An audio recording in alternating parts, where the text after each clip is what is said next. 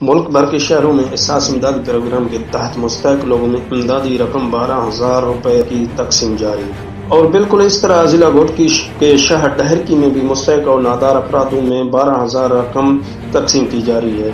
اور اس رقم کے وصولی کے لیے لوگ دور دراز کے علاقوں سے آتے ہیں۔ یہاں پر آئے ہوئے کچھ لوگوں سے ہم نے ان کو درپیش مسائل پر بات کی، جس سے ہمیں پتہ چلا کہ ایسے تقسیم کرنے والے یونٹ کم ہونے کی وجہ سے لوگوں کو بہت مشکلات کا سامنا کرنا پڑتا ہے۔